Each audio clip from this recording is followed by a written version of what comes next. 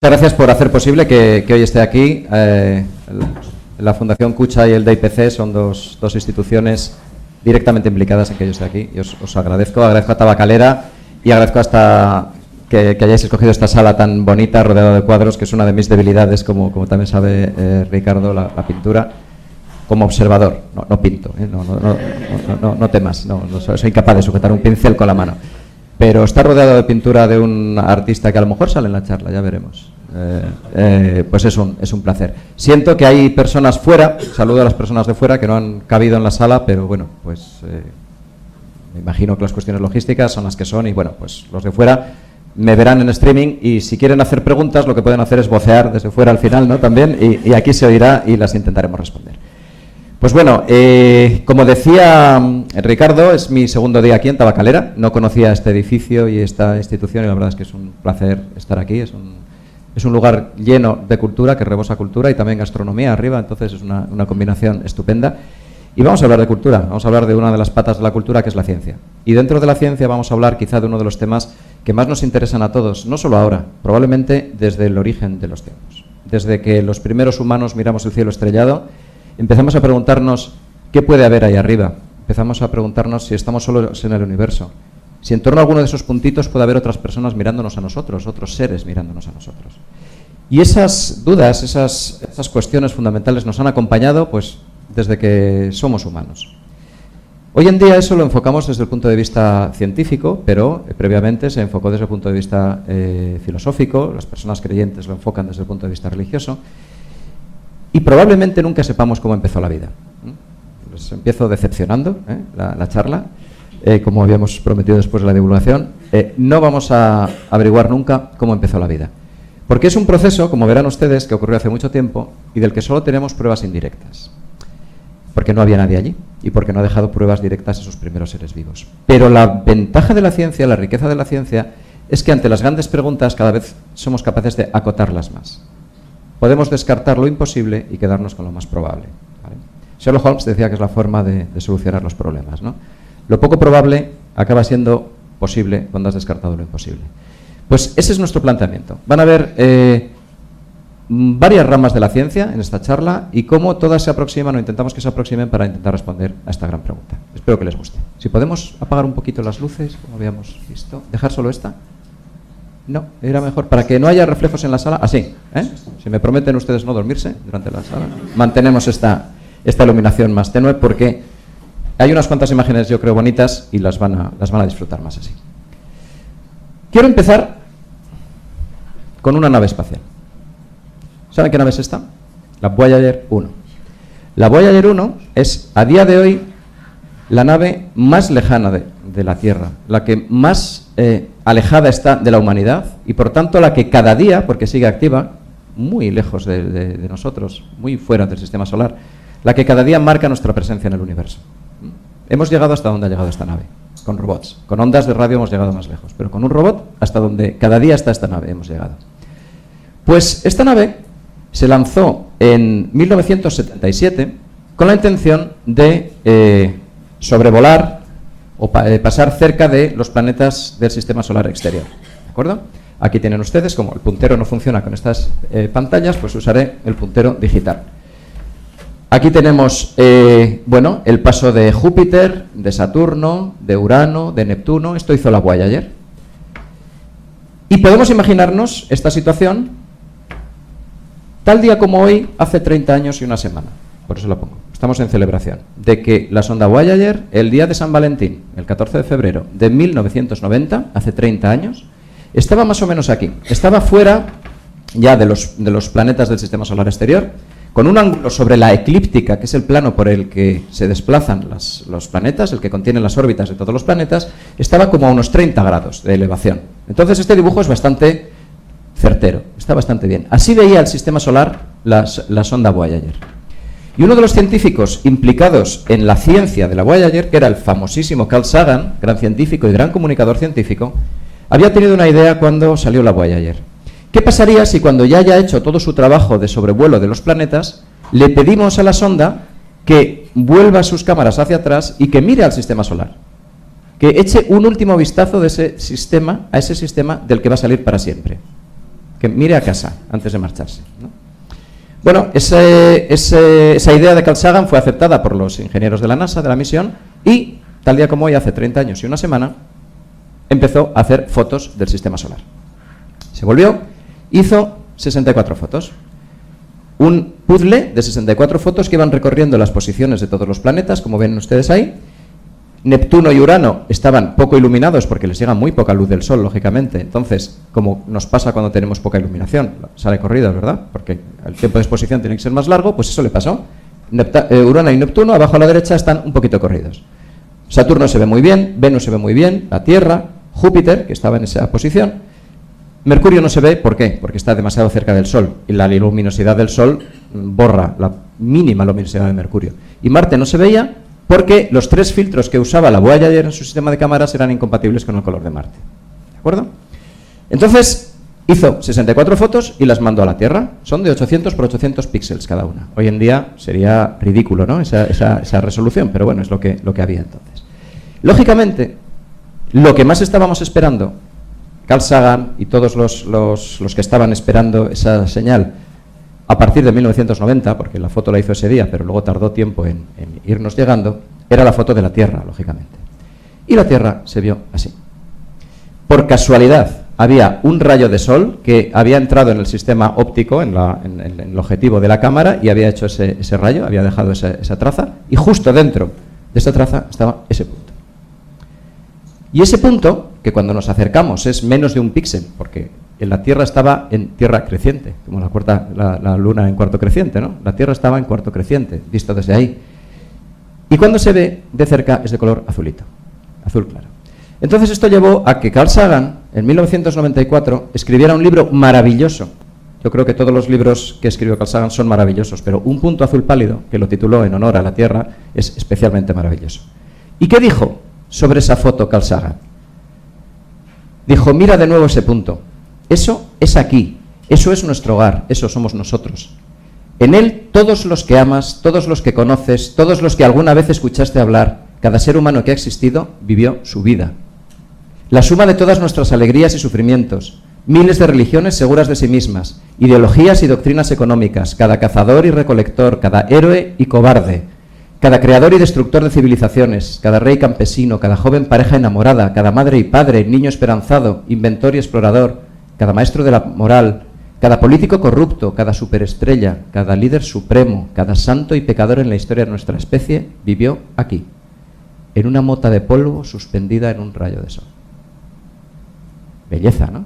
Qué reflexión más profunda sobre qué somos y sobre dónde estamos. Eso está tomado desde 60.000 millones de kilómetros. Ese punto nos contiene a todos, y ahí estamos. Este tipo de imágenes, esta era la primera vez que nos veíamos desde tan lejos, y fue la última, porque ya la Voyager se apagaron las cámaras y ha seguido viajando. No ha vuelto a hacer fotos después de este panel de 64 fotos del sistema solar. Previamente habíamos visto la Luna en 1968, en aquel famoso habíamos visto la Tierra, en aquel famoso amanecer de la Tierra con la Apolo 8, cuando el Apolo 8 dio la vuelta a la Luna y aparentemente salía la Tierra sobre el horizonte lunar. Pero estábamos bastante cerca. Tan lejos no lo habíamos visto nunca. Y como digo, no hemos vuelto a ver el punto azul pálido desde tan lejos. Vernos desde fuera nos relativiza, como bien dicen las palabras de Carl Sagan, nos pone en nuestro sitio, nunca mejor dicho, y nos hace preguntarnos con más intensidad esas viejas preguntas que, como les decía, llevamos haciéndonos los humanos desde que probablemente tenemos conciencia de serlo. Si estamos solos en el universo, si podemos encontrar otras vidas, en caso de que las haya, y de hecho, ¿qué es la vida? ¿Cuándo empezó? ¿Cómo empezó? ¿Por qué estamos aquí? Hay preguntas científicas, hay preguntas existenciales que tienen que ver con la trascendencia, que eso no las cubre la ciencia, pero vamos a intentar, durante las próximas diapos, aproximarnos un poco a eso de si puede haber vida en otros sitios y, sobre todo, cómo pudo empezar la vida en la Tierra. ¿Por qué estamos aquí? En el Instituto de Astrobiología de la NASA, del que hablaba Ricardo, hicieron este dibujo tan bonito, en el que, como ven ustedes, se resume, en cierta medida, toda la trayectoria del universo. Arriba a la derecha estaría el Big Bang, la formación del tiempo, del espacio, de la materia, de la energía, hace 13.700 millones de años. Pasan muchas cosas en los primeros, los físicos de la sala podrían estar hablando horas, lo que pasó 10 a la menos 43 segundos, luego a los 3 minutos, a los 20 minutos, que se van formando los elementos. A los 20 minutos la tabla periódica era muy fácil de aprendérsela, porque solo había hidrógeno y helio, fundamentalmente, y un poco de litio y un poco de berilio, no había nada más. Se va formando estructuras cósmicas porque la gravitación hace que las cosas se junten, empieza a haber estrellas, empieza a haber primero nebulosas, luego estrellas, luego galaxias. Bueno, pues eso hace que haya una trayectoria de la materia a lo largo del tiempo. Hay distintas generaciones de estrellas que van reciclando elementos. Dentro de cada estrella se van formando el resto de los elementos de la tabla periódica, en unas hasta el hierro, en otro tipo de procesos hasta el oro. Bueno, eso se va sabiendo cada vez mejor. Y en torno a algunas estrellas se forma lo que se llama un disco de escombros o un disco protoplanetario, material que no ha sido incorporado a la estrella y que queda orbitando en torno a la estrella. Al orbitar, ese disco se va aplanando y se van produciendo, bueno, esto no, insisto en dar el puntero, pero evidentemente ahí no se ve, se van produciendo fenómenos de acreción de planetesimales, de fragmentos de los que están en ese disco que se van juntando para hacer planetas cada vez más grandes, ¿de acuerdo? En algunas ocasiones, y conocemos el caso de la Tierra muy bien, llega a producirse, veremos un poquito cómo más adelante, un planeta en el que tenemos una interacción entre la litosfera, la atmósfera y la hidrosfera. Eso permite que se genere una química progresivamente más compleja, que hay un momento en el que, sin dejar de ser química, aprende, digamos, a autorreplicarse. Empieza a convertirse en biología. Veremos un poquito cómo. Pero sin dejar de ser química, adquiere una capacidad maravillosa que no había tenido la materia hasta ese momento: comportarse como un ser vivo. Ese es el origen de la vida. A partir del origen de la vida comienza la evolución biológica. Comienza digamos, un continuo interés de los seres vivos que están replicándose en generar diversidad y que esa diversidad sea capaz de adaptarse a las presiones selectivas y, por lo tanto, evolucionar. Eso va generando una biodiversidad en cada momento que, bueno, pues en cada etapa de nuestro pasado lo podemos reconocer por los fósiles que nos ha dejado, y hoy en día hay una biodiversidad de la que forman parte unos 600 millones de especies, nada menos, conocidas. Seguro que hay 10 o 20 veces más de especies que no conocemos todavía, y entre ellas nosotros somos una especie más. Lo decíamos ayer en la presentación y en la charla posterior a la película El árbol de la vida, de Terence Malick. Somos una especie más desde el punto de vista biológico, pero nuestro cerebro se ha desarrollado, hemos liberado las manos y somos capaces de transformar el mundo. La forma que en este dibujo pone la NASA las habilidades de los humanos es, lógicamente, un telescopio. Si lo vieran bien allá arriba a la derecha, hay un telescopio observando el cosmos, con lo cual se cierra todo, ¿de acuerdo? Entonces, todo esto es lo que nos interesa en la astrobiología. Todas las ciencias, lógicamente, ahí está puesto todo, ¿no? De lo que vamos a hablar hoy, específicamente, es sobre el origen de la vida. Sobre esa fase dentro de toda esta panorámica en la que la química se convierte en biología, sin dejar de ser química, ¿vale? ¿Cómo lo estudiamos? Pues lo podemos estudiar yendo desde el pasado hacia el presente. Es decir, viendo qué procesos han ocurrido en el universo, en el sistema solar, en nuestro planeta, para permitir que esa química pueda dar lugar a la biología. Eso lo hacen ciencias como la astroquímica, la geoquímica, la química prebiótica, la biología sintética. No voy a entrar en detalles, luego en la tertulia, si quieren, podemos profundizar. Y la aproximación complementaria es esta: en lugar de ir del pasado hacia el presente, o en inglés lo llaman bottom-up, pues desde el presente, desde hoy, hacia atrás. ¿Qué hacemos? Ver la biodiversidad que tenemos a nuestro alrededor, comparar las especies que nos encontramos cuando salimos al campo o que podemos ver con un microscopio, que son mayoritarias. Los microorganismos son muchos más, luego lo veremos, que los pluricelulares, y comparamos, por ejemplo, nosotros con una bacteria o una planta con un hongo, y vamos viendo qué cosas tienen en común, qué características tienen en común. Cuando dos especies muy separadas tienen algo en común, probablemente el origen de esa característica es muy antiguo. De esa forma podemos ir hacia el pasado, de esa forma podemos reconstruir la historia evolutiva de la Tierra. Y eso nos lleva, en última instancia, muy cerca del origen de la vida, como veremos, ¿vale? Eso lo hacen ciencias como la paleontología, lógicamente el estudio de los fósiles, o la microbiología, la filogenia o los modelos de célula mínima. No voy a entrar en detalles, como digo, pero bueno, que les suene unas cuantas ciencias que intervienen en las cosas de las que vamos a hablar esta tarde. Así sería, perdón, tengo un virus RNA, luego hablaremos de los virus. Tengo un virus, pero no he estado en China recientemente, no se preocupen. Pero igual estornudo, lo siento. Así sería nuestro entorno cósmico. El disco protoplanetario planetario alrededor del Sol hace unos 4.700 millones de años. Fíjense qué unidades de tiempo más grandes vamos a utilizar en esta charla. El millón de años es nuestra unidad de tiempo. Pues 4.700 millones de años. Así sería más o menos nuestro entorno. Fragmentos de rocas que, lógicamente, la gravitación hace que se aproximen, ¿verdad? Las masas tienden a atraerse, van chocando, van colisionando, van haciendo planetas cada vez más grandes y así podemos imaginarnos que sería la Tierra, ¿no? Donostia estaría más o menos por ahí, por la parte de arriba del punto blanco grande, ¿no? Así sería la Tierra, una Tierra que va aumentando de tamaño, que van cayendo fragmentos, que lógicamente se va estabilizando en una órbita alrededor del Sol, y bueno, pues teníamos un planeta que iba creciendo. ¿Qué pasó hace unos 4.000? A ver si sale. 4.580 más o menos millones de años. Pues que un gran impacto se produjo contra la Tierra. Un fragmento mucho más grande que los demás. Se estima que es un fragmento del tamaño de Marte, el que golpeó la Tierra, al que han llamado los astrónomos Tea, porque Tea en la mitología es la madre de Selene. Selene es la luna. ¿Qué pasó con ese impacto? Que se desprendió mucho material que formó unos anillos en torno a la Tierra. Durante un tiempo la Tierra se parecía a Saturno, tenía anillos, y luego el material de esos anillos otra vez se unió por gravedad y originó la luna. Tea dio lugar a Selene. La mitología siempre está presente en la astronomía. Pues hace unos 4.570 millones de años ya teníamos la Tierra con la luna alrededor, dando vueltas, la luna en torno a la Tierra y el sistema en torno al Sol. ¿De acuerdo? Una cosa que le pasa a la luna y le pasa a muchos satélites de otros planetas del sistema solar es que tiene rotación síncrona. Está acoplada de una cierta forma la rotación y la traslación, y eso hace que siempre nos muestre la misma cara, ¿verdad? Por eso tenemos una cara visible y una cara oculta. Bueno, hay sondas, hay una sonda china ahora mismo trabajando en la cara oculta, o sea que ya hemos llegado a la cara oculta también con nuestros rovers, los humanos. Pero la luna siempre nos da la misma cara. Pues digamos eso pone el escenario, ¿no? Eso nos dice que a partir de entonces cuenta el tiempo de la Tierra. A partir de entonces los procesos químicos que den lugar a la vida pueden ocurrir. Pero claro, la Tierra era una cosa así.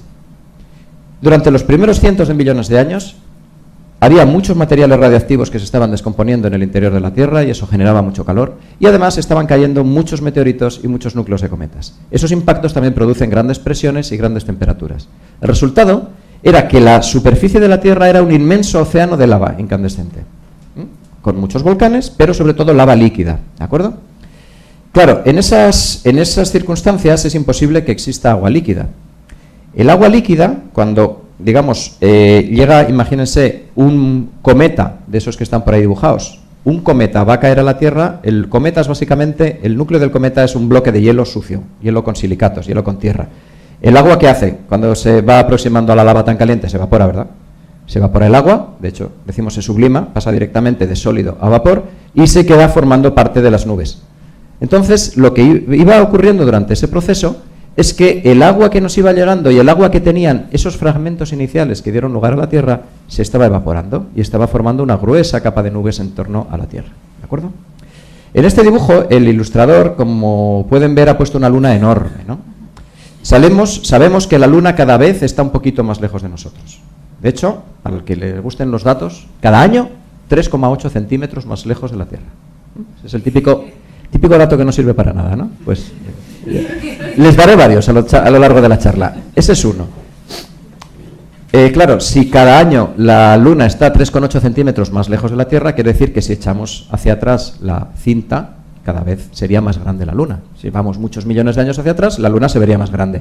Si echamos las cuentas, no se ve tan grande, ni mucho menos, hace 4.500 millones de años. Pero el artista le ha gustado. Le gusta poner una Luna gigante, ¿no?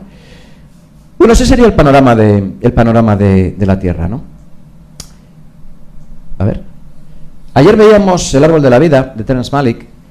Muchos de ustedes estaban en la presentación de esa película, el visionado de esa película tan interesante y tan sugerente, y he escogido este fotograma como el momento, según la parte científica que hay dentro de la película, El árbol de la vida, en el que nuestro planeta empezaría a tener posibilidades de generar un sistema ya con algo de agua, con charcos o pequeñas lagunas en las que se podría empezar a generar una cierta química que podría dar lugar a la vida. ¿De acuerdo? Nos imaginamos que algo así pudo estar ocurriendo. Charquitos más o menos burbujeantes con distintas temperaturas en los que la química puede empezar a jugar. A ver. Y si lo vemos en conjunto, aquí tenemos la ilustración de un amigo ilustrador que le pedimos unos cuantos ingredientes de los que nos pensábamos que podía tener la Tierra. En el momento que ya se había enfriado un poquito, que ese material radiactivo había ido decayendo en intensidad la intensidad de sus desintegraciones radiactivas y por lo tanto el calor producido por ellas, y también había decaído la intensidad de la caída de fragmentos de meteoritos y de cometas.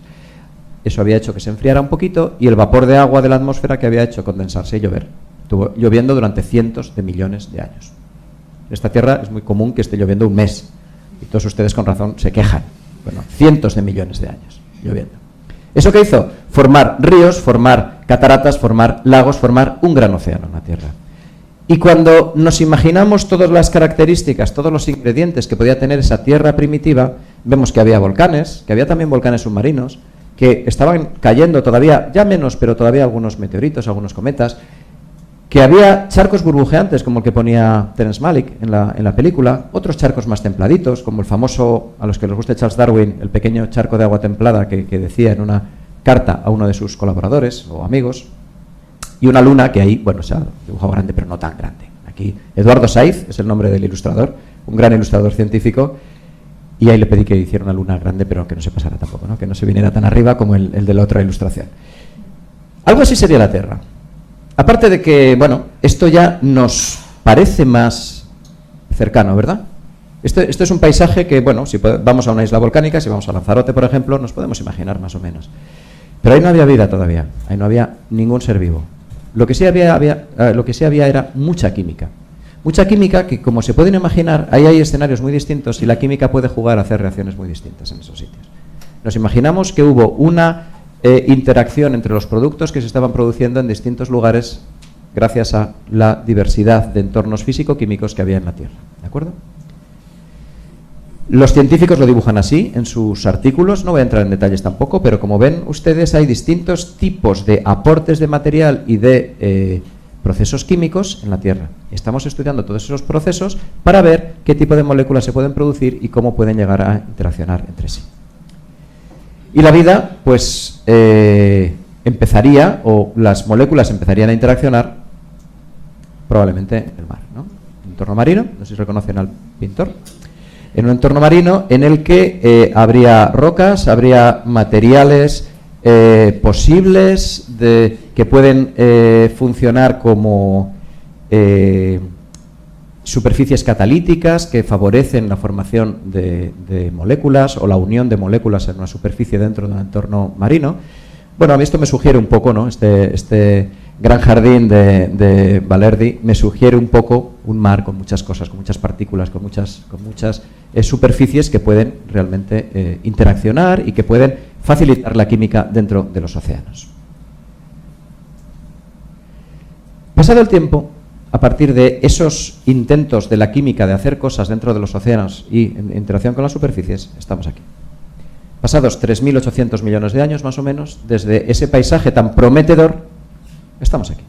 Estamos rodeados de una biodiversidad maravillosa, como decía, en la que hay plantas, animales, hongos y muchísimos tipos de microorganismos. Como ven ahí, aparecen muchos microorganismos. A los que más les gustan los bichos raros, he puesto arriba a la izquierda uno de los bichos más raros que conocemos, luego podemos hablar sobre ellos si quieren.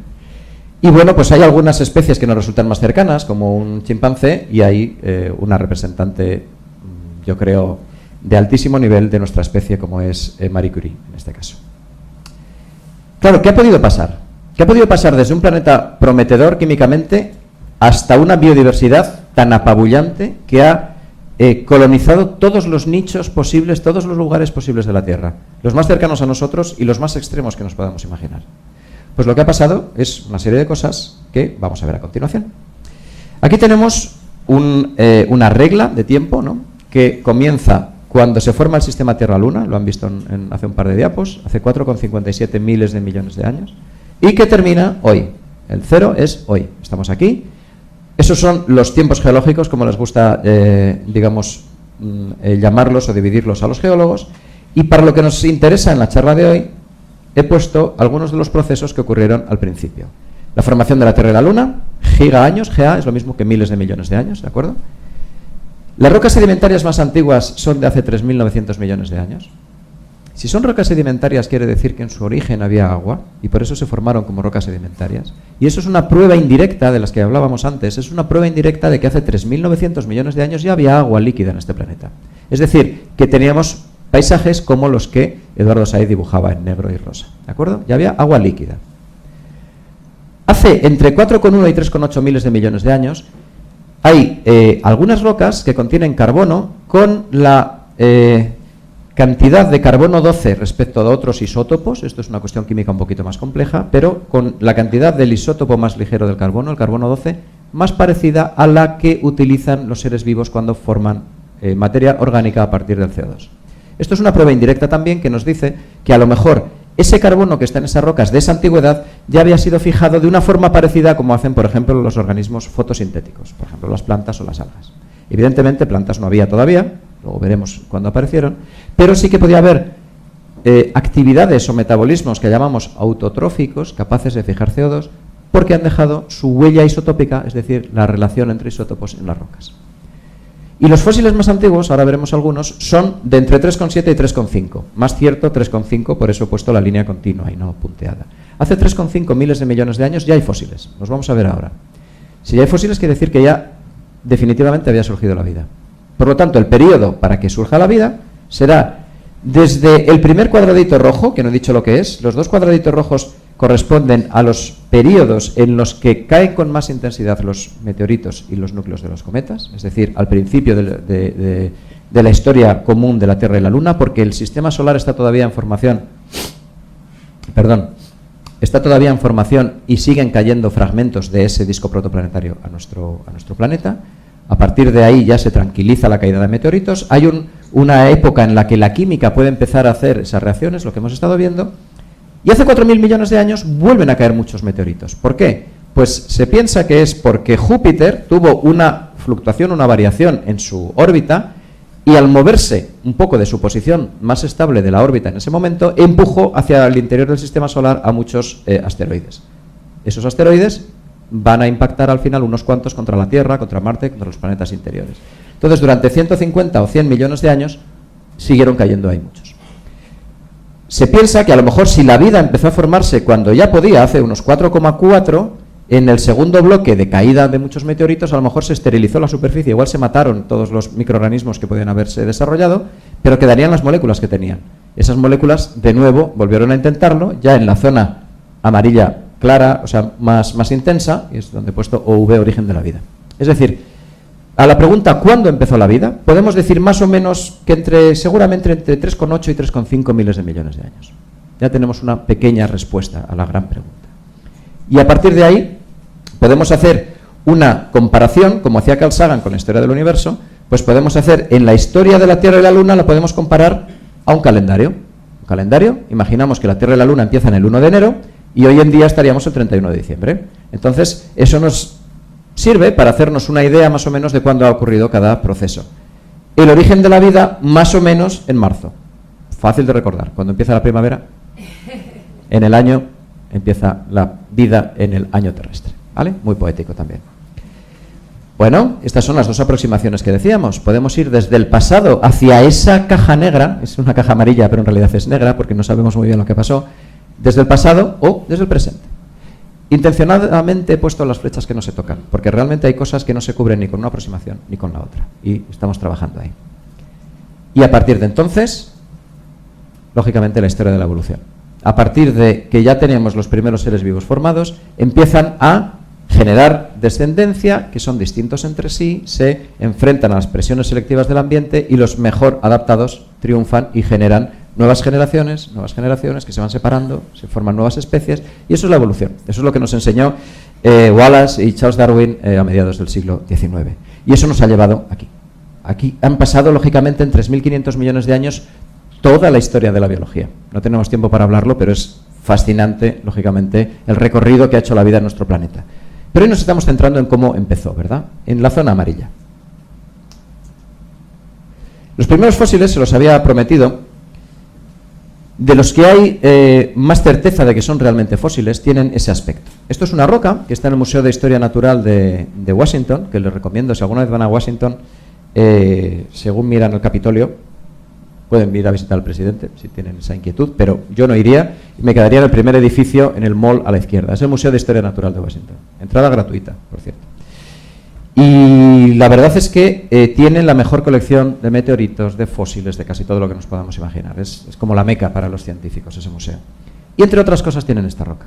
Esta roca se encontró en Australia, en Warrabuna, en Australia Occidental, y tiene 3.470 millones de años. Se puede medir muy bien la antigüedad de la roca en función de sus materiales radiactivos, de las relaciones entre gases, etcétera, etcétera. Esta roca tiene este tamaño, ¿vale? Más o menos así. Esa parte central es un huequito así, y lo que vemos ahí, esas capitas, son la forma fosilizada de un tapete microbiano. Un tapete microbiano, cuando en verano vemos un charco en el campo que suele tener una capa como babosilla, así un poco verde por arriba, luego marrón, a veces negra, huele a veces a sulfídrico, como a huevos podridos, no sé si lo han visto. Si hacen un corte, vemos una serie de capas de microorganismos distintos que están interaccionando entre sí, que están estableciendo relaciones ecológicas entre sí. Eso es ecología microbiana en funcionamiento. Cuando eso se solidifica, se fosiliza, pues origina ese tipo de distribuciones, ¿vale? Esas capas tienen origen biológico. Y esto se llama estromatolitos. Un poco de etimología. Estromatos litos quiere decir cama de piedra en griego, porque cuando se ve desde arriba tiene ese aspecto así como con bultos, como las camas de los colchones de antes, que con el botón, ¿verdad?, se tiraba para abajo y tiene ese aspecto así redondeado, ¿no? Pam, pam, pam. Así son los estromatolitos, por eso se llaman. Y cuando se cortan se encuentran tapetes microbianos fosilizados. Por lo tanto, hace 3.470 millones de años, en la zona amarilla, ¿verdad?, ya había vida. Otros investigadores publicaron hace 4 años, más o menos, esta otra roca, un artículo en el que exponen esta roca. La línea aquí, blanca, abajo a la derecha, son 2 centímetros, entonces esa roca sería, pues así, más o menos, del tamaño de un palmo, como mucho. Y en lo que vemos a la izquierda, que parece una ola, ¿verdad?, pues en realidad hay una serie de capas, y ellos decían que esas capas son también un estromatolito, por lo tanto origen biológico, y que en este caso la roca tiene 3.700 millones de años, quiere decir que el origen de la vida podría haber sido un poco más antiguo. Lo que pasa es que si algo nos gusta hacer a los científicos, y aquí hay unos cuantos en la sala, es llevar la contraria a nuestros colegas. Cuando alguien publica algo, intentamos demostrar que no tienen razón. Bueno, eso puede parecer muy perverso, pero también lo hacemos con nuestros propios resultados, ¿verdad? Somos los primeros críticos de nosotros mismos. Cuando te sale algo en un laboratorio, tiendes a no creértelo y lo repites por si acaso no es cierto. Y gracias a eso ha progresado la ciencia. La ciencia se va construyendo gracias a que es posible refutar las cosas que no son ciertas. Por lo tanto, en cada momento histórico, lo que dice la ciencia es lo más parecido a la realidad. No quiere decir que sea la realidad, quiere decir que en cada momento es lo más parecido. Pues unos investigadores analizaron estos 2 estromatolitos a la vez y vieron que el de abajo no era de origen biológico. La roca sí que tiene 3.700 millones de años, pero esas formaciones no son de origen biológico. Por lo tanto, nos quedamos de momento como pruebas fósiles más antiguas de vida, las de arriba. ¿De acuerdo? También hay fósiles de microorganismos individuales. Bill Soft, que es un micropaleontólogo norteamericano. Micropaleontólogos son los paleontólogos que estudian fósiles de bacterias, ¿vale? Que eso existe, gente así de rara. Pues hace ya unos cuantos años publicó en la revista Science, en 1993, casi el mismo año que Carl Sagan, su libro Un punto azul pálido, publicó esas fotos también de unas rocas de la misma zona que el estromatolito de antes y la reconstrucción con dibujos de lo que él y su equipo veían. Ellos llegaron a decir que se parecían a las cianobacterias, no vamos a entrar en detalles, es mucho decir eso, he puesto ahí 3 interrogantes, porque las cianobacterias hacen fotosíntesis y es muy difícil pensar que hace tanto tiempo ya se hacía fotosíntesis.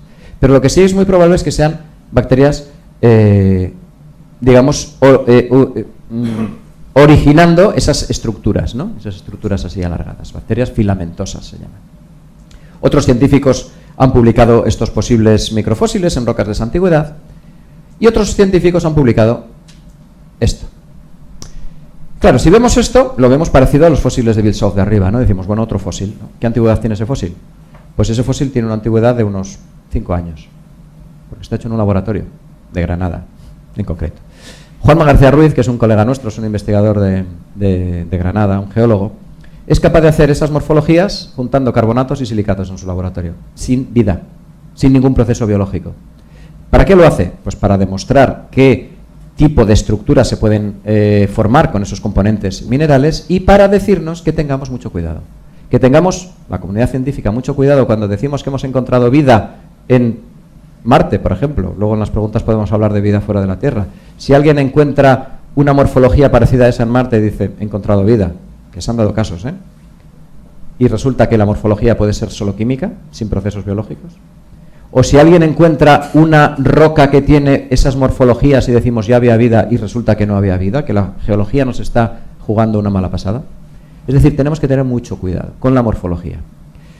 Entonces, claro, eso nos lleva a preguntarnos qué es la vida. Si la morfología no es suficiente para definir la vida, para distinguir lo no vivo de lo vivo, ¿qué nos permite distinguir un Edelweiss? Seguro que aquí hay montañeros, ¿verdad? Es una flor muy del Pirineo. Un Edelweiss de la roca que hay detrás. El Edelweiss está vivo, el otro no está vivo. ¿Qué diferencias tenemos? Pues bueno, la definición de vida es un problema que ha interesado, también lo decíamos al principio, pues a filósofos y luego a científicos de todos los ámbitos de la ciencia desde hace al menos 2.500 millones de años. De hecho, Aristóteles ya tenía una definición de vida. Es algo que nace, crece y muere. Pues más o menos lo que nos enseñaban en el cole, ¿verdad? Algo que crece, se reproduce y al final muere. ¿Se reproduce o no? Tiene opción de reproducirse, porque luego hay gente que dice, si yo no tengo hijos no estoy vivo. No, tú tienes la opción. Si no te reproduces da igual, ¿no? Pero tienes la opción.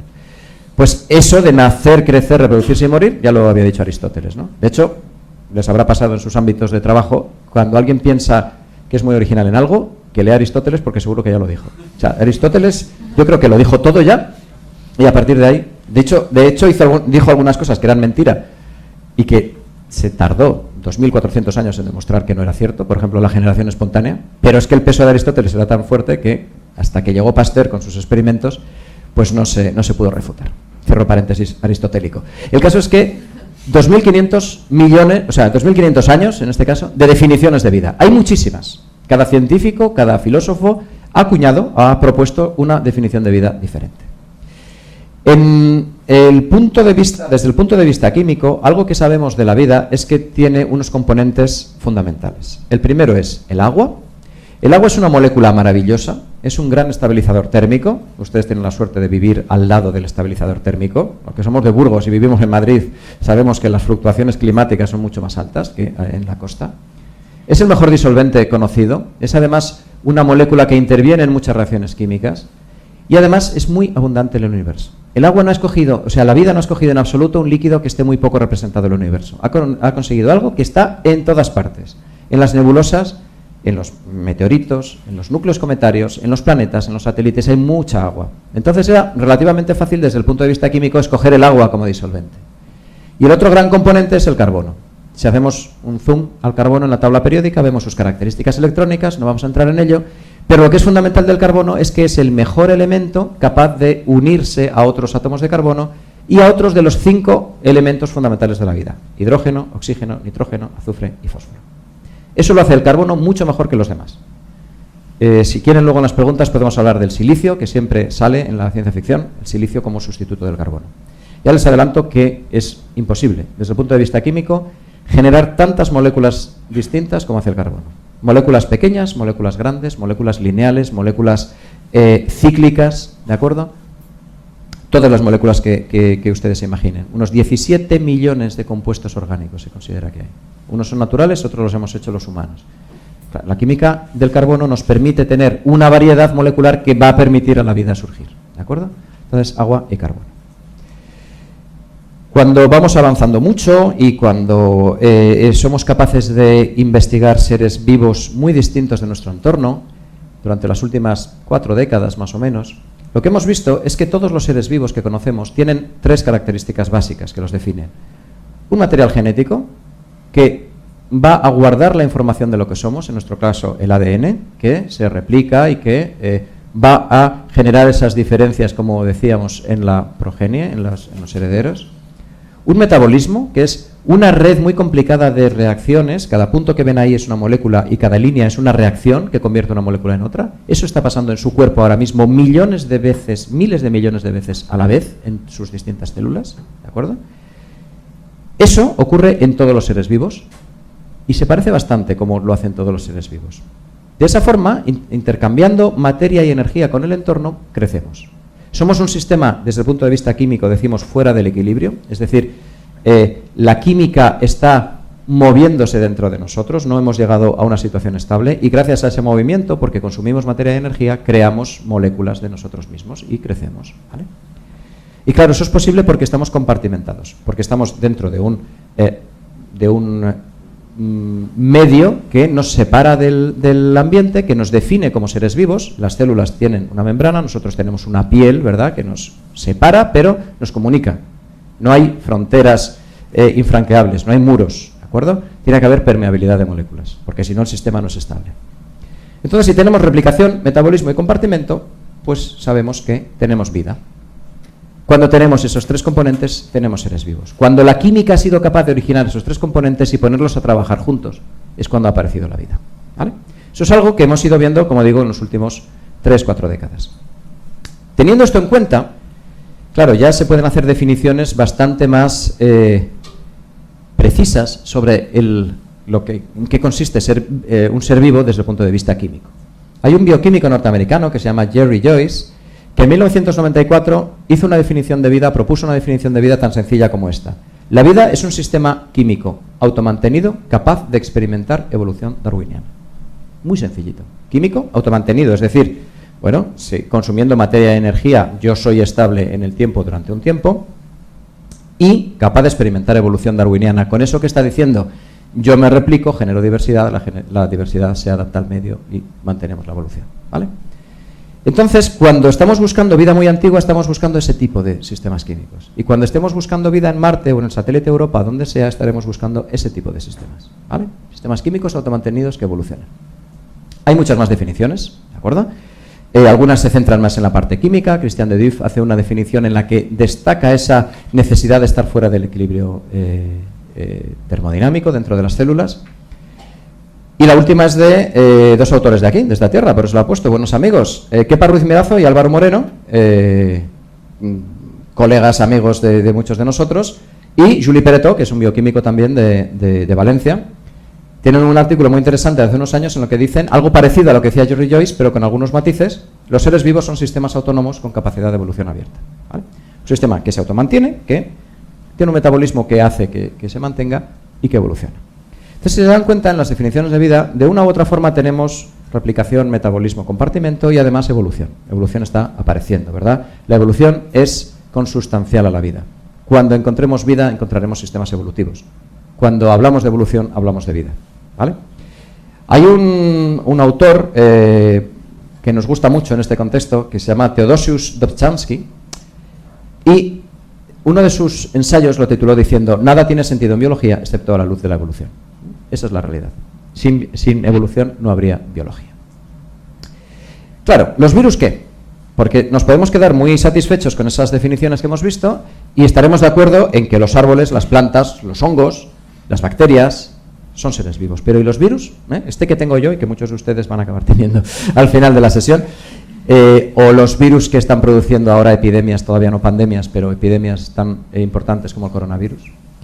Pues los virus son sistemas que tienen moléculas con información genética, puede ser ADN o ARN, una cápsida de proteínas que los envuelve como si fuera un balón de fútbol, ¿no? Que los envuelve mientras están fuera de la célula y pasan de una célula a otra, ¿de acuerdo? Y en algunos casos, algunos tipos de virus tienen una envuelta, un trozo de membrana que le han robado a la última célula de la que han salido, ¿de acuerdo? O sea, sales de la cama, te pillan en una cama que no es la tuya, ¿no? Sales a toda velocidad y te llevas la sábana. Y llegas a otra cama ya con tu sábana para entrar, ¿vale? Eso es lo que hacen los virus. Algunos tienen la membrana de la última célula a la que infectaron. Claro, si analizamos cómo funcionan los virus, se replican, es evidente que se replican. Yo aquí se me está replicando los virus. Yo ahora tengo de este virus, que es el del resfriado común, se lo adelanto, no se preocupen. De este tengo en torno a 1 millón de millones de virus en mi cuerpo ahora, fundamentalmente por ahí. Y se están replicando constantemente. constantemente. Y evolucionan. Cada vez que se replican son un poco distintos. Es lo que nos fastidia con los virus, ¿no? Pero son parásitos celulares obligados. ¿Qué quiere decir? Que cualquiera de estos virus míos o cualquiera de los virus que tienen ustedes, que por cierto la mayor parte de los virus son buenos, tienen muy mala fama los que nos producen enfermedades, pero la inmensa mayoría de los virus han hecho cosas muy buenas en la evolución para nosotros. Pues si sacamos uno de esos virus y lo ponemos encima de la mesa, se muere al cabo de unas horas. Porque necesita una célula a la que estar infectando. Porque el virus no tiene metabolismo, no tiene esa característica fundamental de la vida. Tiene que robarle el metabolismo a una célula para poder hacer copias de sí mismo. Entonces, claro, lo primero nos diría que sí son seres vivos, pero si no tienen metabolismo no son seres vivos. Entonces esa es la polémica que tenemos en este campo. ¿Son o no son seres vivos los virus? Es una línea que no está tan clara entre lo vivo y lo no vivo. ¿De acuerdo?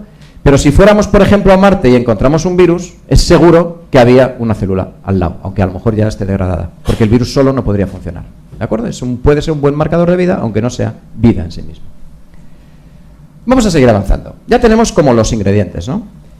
¿Cómo avanzamos hacia el origen de la vida? Pues podemos analizar fósiles, los más antiguos que conocemos, como veíamos, 3.500 millones de años, o este bonito trilobites encontrado en Marruecos, de 570 millones de años, o Miguelón. Yo soy de Burgos y este era de Burgos también, ¿no? Miguelón. Un Homo heidelbergensis de 500.000 de años encontrado en la cima de los huesos de Atapuerca. Y encontrado por gente a la que conozco bien y que aprecio y que valoro un montón. Pues bueno, aquí tenemos fósiles de distintas edades. Podemos analizar los fósiles para saber lo que hay, lo que hubo en el pasado. Pero también nos podemos analizar, como veíamos antes, a toda la biodiversidad. Porque en nuestros genes, en nuestro ADN, están las pruebas de cómo han ido evolucionando las especies. ¿De acuerdo? Si ponemos un repertorio de especies en las que tenemos dos tipos de microorganismos, que son distintos, dentro de poco aparecerán, y 4 tipos de organismos eucarióticos, ahora veremos lo que es eso, plantas, hongos y 2 especies animales, la más rápida y la que más piensa. Las 2 de arriba tienen una organización celular que llamamos procariótica, no tienen un núcleo, tienen el material genético, digamos, en suspensión, así en el citoplasma, y son bastante más sencillas que las otras células. Estas son células eucarióticas, con el núcleo definido, con orgánulos, con muchas membranas dentro, es mucho más complejas, más grandes también cada una de las células, y esas hacen los seres de abajo. El flujo de información genética es siempre el mismo, DNA, RNA, proteínas, no vamos a entrar en detalles, pero así es como funcionan todas las células conocidas, todas. Y el metabolismo que hemos visto es básicamente el mismo en todos los seres vivos. Nosotros y la Escherichia coli que tenemos en nuestro intestino, básicamente el metabolismo es el mismo, simplificando. Entonces, claro, si seres tan distintos como Charles Darwin y las bacterias que tienen su intestino tienen tantas cosas en común, podemos pensar, ¿ha sido por casualidad? ¿Se han originado todas estas cosas distintas a la vez o en distintos tiempos, pero las mismas cosas en las bacterias y en los animales, por poner 2 ejemplos? O bien ocurre esto. Las características comunes que tenemos todos se fijaron en algún momento del pasado y han ido evolucionando a lo largo de las ramas del árbol de la vida. Es decir, podría ocurrir que tengamos un antepasado común. Eso es mucho más posible, ¿verdad? Mucho más posible. Necesitas menos condiciones iniciales para que eso sea posible que si estás diciendo que por casualidad se han ido formando cosas muy complejas de la misma forma en seres muy complejos, muy distintos entre sí. ¿Es esto posible? ¿Hubo un antecesor común, un antepasado común de toda la vida?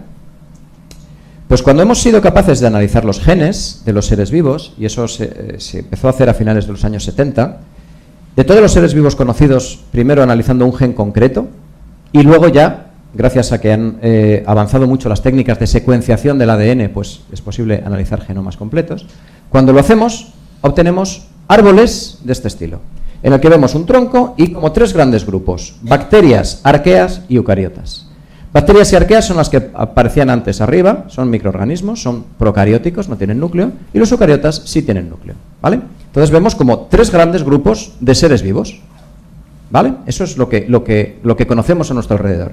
Cualquier ser vivo de este planeta o es bacteria, o es arquea, o es eucariota, ¿vale? Los multicelulares, es decir, los que vemos cuando vamos al campo, cuando subimos al Monte Igueldo, cuando vamos a por hongos en otoño, son esos, animales, plantas y hongos, nada más. Todos los demás son unicelulares. Si queremos ver los demás, tenemos que ir con un microscopio al campo, que ya es un poco más molesto, ¿vale? ¿Y cuántos son? Pues más o menos el 15%. asumimos que de toda la biodiversidad el 15% son multicelulares y el 85% son unicelulares. Es decir, otro dato de esos absurdo, vivimos en un planeta de microorganismos. No somos en absoluto los reyes de este planeta, los reyes son los microorganismos. Estaban antes, hay muchos más, se reproducen mucho más rápido. ¿Vale? Cuando hacemos esos árboles, si se dan cuenta, hay un punto en el que empiezan a salir las ramas. Ese punto es ese ancestro común que tuvimos todos los seres vivos. Un antepasado común a partir del cual hemos evolucionado todos. Nuestros genes, los genes de todos los seres vivos nos dicen que es así. Nos dicen que es cierto, que existió ese ser que no sabemos cómo era, pero tuvo que existir, al que llamamos Last Universal Common Ancestor, ancestro común universal, último ancestro común universal en inglés. Lo llamamos Luca, ¿vale? Un nombre muy bonito, un nombre italiano. Pues Luca es nuestro tatarabuelo. A los que les guste la genealogía, tendrían que poner a sus padres, a sus abuelos, bisabuelos, tatarabuelos, y al final Luca. Si ponemos todos nuestros apellidos, el último es Luca, ¿vale? No es un apellido vasco, como la peli, el último es Luca. Porque somos todos herederos de Luca. Y lo interesante es que nuestra Escherichia coli, si pusiera sus apellidos, también el último sería Luca. Es decir, que todos los seres vivos somos realmente una familia. Eso nos da una visión realmente ecológica de verdad, ¿no? No la ecología de pancarta, la ecología de verdad, ¿no? El origen de la vida sería lo que está abajo del tronco común del árbol de la vida. El árbol tiene un tronco en el que van pasando cosas hasta llegar a Luca y a partir de Luca se diversifica. El origen de la vida sería las raíces del árbol, de ahí el título de la charla. Anda que no me ha costado llegar al título, ¿eh? Las raíces del árbol de la vida, ¿vale? Ese es el origen. Y lo interesante es que la existencia de Luca, es decir, ese ancestro común de todos los seres vivos, ya lo había predicho Charles Darwin en El origen de las especies, que es un librazo, en todos los sentidos, porque es gordo y porque está muy bien, y que le recomiendo su lectura si no lo han leído. El último párrafo dice: probablemente todos los seres que han existido en este mundo descienden de una forma de vida primordial. Más o menos lo que está escrito ahí. Es decir, Darwin, sin tener muy claro, sin tener muchas evidencias de ello, intuyó que tenemos tantas cosas en común todos los seres vivos que tuvimos que tener un ancestro. 130 años más tarde se descubrió que era cierto. O sea que, chapó por Darwin, ¿eh? Bueno, en realidad, los árboles son un poco más complicados. La biología tiene la gracia de que es compleja. Eso de una ramita así, dos ramitas y luego otras ramitas, pues como que no. Es una forma de explicarlo, muchos artículos lo utilizamos, comparamos los genes, hacemos técnicas de filogenia molecular y generamos ese tipo de árboles, pero en realidad la vida está como un poquito más enmarañada, porque es cierto que hay bacterias, eucarias y arqueas, pero el propio origen pudo ser una comunidad de organismos en lugar de un único Luca, y a lo largo de toda la vida ha habido transferencia génica horizontal, lo llamamos, es decir, ramas que conectan ramas verticales. Materiales genéticos que pasan de unas especies a otras. Y eso, quien mejor lo hacen son precisamente los virus. Hay muchos virus que entran a un organismo, se llevan algunos genes a otro organismo y esos genes que se han llevado los dejan allí y luego saltan. Entonces es una forma de intercambiar genes entre organismos de distintas especies o distintos grandes grupos, ¿vale? Entonces, claro, eso se parece más que a un árbol, que hay árboles muy interesantes, no se lo voy a discutir, menos aquí, a una enredadera, ¿vale? O a un arbusto. La vida se parece más a un arbusto, a una enredadera, a algo en el que las ramas no son solo así, sino que están totalmente cruzadas con información genética que va y viene de unas ramas a otras. Pero, como digo, lo que nos interesa en el origen de la vida son las raíces, ¿vale? Los primeros modelos, o sea, la primera idea sobre el origen de la vida es de Darwin, en El origen de las especies. Siguió tratando ese tema, luego lo podemos hablar si quieren, en la correspondencia con sus colegas, y hay ideas muy interesantes que no están en sus libros y sí están en sus cartas. Pero los primeros modelos, digamos, serios sobre el origen de la vida, ya con una fundamentación científica, los plantearon el soviético Alexander Ivanovich Oparin en 1924 y el británico John B.S. Haldane, ¿vale?, en el 29. Los dos modelos son un poco distintos, pero básicamente vienen a explicar o a plantear cómo se pudo pasar de la química a la biología. No vamos a entrar en detalles, pero este es el de Oparin, ¿vale? Oparin dijo que a partir de una atmósfera con unos ciertos gases se pudieron producir una sopa primitiva, que es una metáfora que nos hemos quedado ya con ella, que es muy potente. La sopa primitiva sería la mezcla de compuestos en ese agua del océano que acabaría dando lugar a la vida, hasta llegar a heterótrofos, que es un tipo de microorganismos. Eso lo publicó en ruso, como ven claramente, ¿no? Pone el origen de la vida ahí a la izquierda, y unos años más tarde se tradujo al inglés, y es cuando Oparin fue conocido en el mundo occidental. Después de los primeros modelos, 30 años después, los primeros experimentos. El famoso experimento de Miller, que muchos de ustedes lo recordarán de los libros de texto. Stanley Miller, un gran científico, enorme científico, a quien además tuve el placer de conocer y era una bellísima persona, como suele ocurrir, por cierto, con los grandes científicos, hizo un experimento fundamental en el 53, en el que, ahora lo veremos, se imaginó un sistema, el famoso matraz, un sistema para simular experimentalmente cómo podía haber aparecido las primeras moléculas biológicas. Y el segundo protagonista es Joan Oró, nacido en Lérida y trabajando en Houston toda su vida. También lo conocí. Muy cachondo, muy majete, muy irónico, muy así. Tío muy interesante. Pues Joan Oró, así como Miller planteó el origen de los aminoácidos, Joan Oró planteó el origen de una parte de los componentes de los nucleótidos. Es decir, el uno daría los primeros pasos hacia las proteínas y el otro los primeros pasos hacia el ADN, simplificando.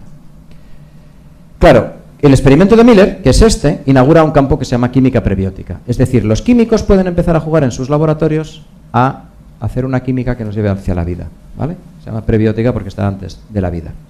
Lo que hizo Miller en su famoso experimento del matraz fue mezclar los gases que en ese momento se pensaba que constituían la atmósfera de la Tierra primitiva, en esos dibujos que poníamos al principio, ese gas, esa atmósfera, agua, hidrógeno, amoníaco y metano, que es lo que entonces se pensaba, los hizo reaccionar para simular todos esos fuentes de energía que veíamos en el dibujo inicial, caídas de meteoritos, vulcanismo, etcétera. Lo que hizo fue poner un arco voltaico, unas descargas eléctricas de 60.000 voltios que al cabo de los días hicieron reaccionar esos gases y entre otras cosas habían producido aminoácidos, es decir, los ladrillos de las proteínas. Dense cuenta, la química sola no produce vida, pero sí nos produce las moléculas que al final se van a unir en el camino hacia la vida. ¿De acuerdo? Es interesantísimo este experimento. Muchos pensamos que tendría que haber recibido el premio Nobel de Química, Stanley Miller. Y ya de paso, Joan Oró también, porque son los dos padres de la química prebiótica. Pero lamentablemente han fallecido ambos ya y no se produjo ese premio que hubiese sido a la química del origen de la vida, ¿no? Luego se ha ido viendo que probablemente esa atmósfera que poníamos en los dibujos no era tan reductora, tan rica en hidrógeno como puso Miller en su experimento. Pero eso es un detalle, digamos. Eso nos puede cambiar de lugar el problema. Pero lo que es cierto es que con atmósferas reductoras se pueden generar aminoácidos, simplificando. Hoy en día la química prebiótica es muy compleja. Hay muchas reacciones que en distintos laboratorios simulamos o hacemos experimentalmente para ver cómo se puede pasar de la química hacia la biología. No entramos evidentemente en detalles. Este es una parte de un póster que publicamos que presentamos en un congreso precisamente con Kepa Ruiz Mirazo, del que les hablaba antes, y Andrés de la Escosura, otro colaborador, un químico orgánico estupendo de la Universidad Autónoma. Lo que queremos es plantear cómo químicamente se puede llegar a protometabolismo, protomembrana y protogenoma. Recuerden, los tres componentes de la vida. Si de ese sopa prebiótica, si de ese amasijo de moléculas somos capaces de generar los sistemas que acaban dando seres vivos, estaremos en el camino adecuado hacia el origen de la vida. Claro, la composición de la sopa primitiva, cada investigador tiene su receta, ¿no? Está la famosa sopa Campbell's, en la que aquí tienen la composición para hacer un océano primitivo, ¿eh? Si ponen estos componentes, acaban teniendo el océano primitivo. Este dibujo lo pusieron en una revisión sobre el origen de la vida, en un artículo, para ilustrar eso de que cada uno podemos tener nuestra receta, ¿no? A mí me gusta más el ARN, a otros les gustan más las proteínas, pero el caso es que tuvo que haber alguna sopa primitiva, probablemente con ingredientes de dentro de la Tierra y los que nos traían los meteoritos y los cometas, endógenos y exógenos, ¿de acuerdo? Por tanto, somos en cierta medida extraterrestres, no lo duden. Parte de nuestras moléculas son extraterrestres. Y otra cosa curiosa, otro dato de estos tontos, tiene que ver con cuando les pregunten qué edad tiene usted. Pues depende de qué átomo estemos hablando, ¿no? Si estamos hablando del hidrógeno, tengo 13.700 millones de años. Todo el hidrógeno que tenemos en nuestro cuerpo tiene 13.700 millones de años. Entonces, bueno, todo es relativo, ¿no? ¿Y de dónde es usted? Pues depende de qué molécula estemos hablando. Eso no está mal, ¿no? Pensar, eso sí que ya es bastante globalizador, ¿no? Probablemente el agua, este agua que me estoy bebiendo, que de hecho no estoy bebiendo suficiente, y el 70% de nuestro cuerpo, que es agua, probablemente vino de núcleos de cometas. Probablemente nuestro agua es extraterrestre, o una buena parte del agua. Entonces, bueno, ser terrícola tiene sus puntos, ¿no?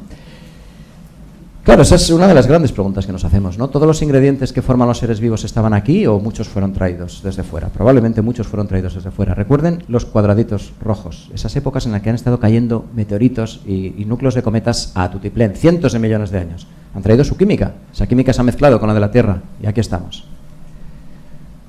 Simplificando muchísimo, hoy en día pensamos que de las grandes moléculas de la vida, DNA, RNA y proteínas, paso rápido, pero les quiero poner un caso concreto de algo que nos entretiene mucho a los científicos que trabajamos en esto. En realidad, como ven ahí, sin proteínas no habría DNA y sin DNA no habría proteínas. Entonces esto es como lo del huevo y la gallina. Entonces cuando nos preguntan, ¿qué hubo antes? ¿DNA o proteínas? Pues es complicado. Lo que se ha ido haciendo durante las últimas décadas es ver quién tiene información biológica. El DNA en todas las células y algunos virus, y el RNA en algunos virus. ¿Quién hace estructura en los seres vivos? Básicamente las proteínas, pero también el RNA. ¿Quién hace catálisis? Es decir, reacciones metabólicas, fundamentalmente las proteínas, pero se sabe que también el RNA. Existen unas moléculas muy interesantes que se llaman ribocimas, que es como si fueran enzimas, pero de RNA. Bueno. Entonces, claro, si contamos masas, a lo mejor el RNA fue primero. Cuando vemos DNA, RNA, proteína, lo que estamos descubriendo en las últimas décadas es que quizá esa fase intermedia del flujo de información genética fue la primera, porque lo podía hacer todo, porque el RNA podía funcionar de información genética y podía funcionar como funcionan luego las proteínas. Entonces, ser polivalente es muy bueno, sobre todo al principio, ¿vale? Entonces, a lo mejor los primeros seres vivos eran unas entidades protocelulares o celulares, no sabemos muy bien cómo, que tenían genoma de RNA y que hacían sus cositas para mantenerse, para tener un metabolismo y para poder reproducirse, como sugiere ese dibujo tan bonito. Si esto es así, en el tronco común del árbol de la vida, porque es de lo que estábamos hablando, ¿verdad? Aquí estarían esas raíces químicas, no voy a entrar en detalles, pero hay que llegar hasta Luca. Pues si es cierto que el RNA estuvo al principio, esa interrogación se convierte en, bueno, un esquema en el que estamos trabajando muchos científicos y que nos lleva a pensar que quizá al principio había RNA y otras moléculas pequeñitas, pero como moléculas importantes RNA, luego RNA y proteínas y luego DNA, RNA y proteínas. Llamamos mundo RNA a esa época en la que no había DNA todavía y que puede tener mucho que ver en cómo empezó la vida y cómo fue evolucionando a lo largo de ese tronco, ¿vale? Simplemente para que tengan el dato este. ¿Y en qué investigamos hoy en día? Por ponerles así ejemplos concretos. El origen de la vida se está investigando mucho en muchos laboratorios y también computacionalmente.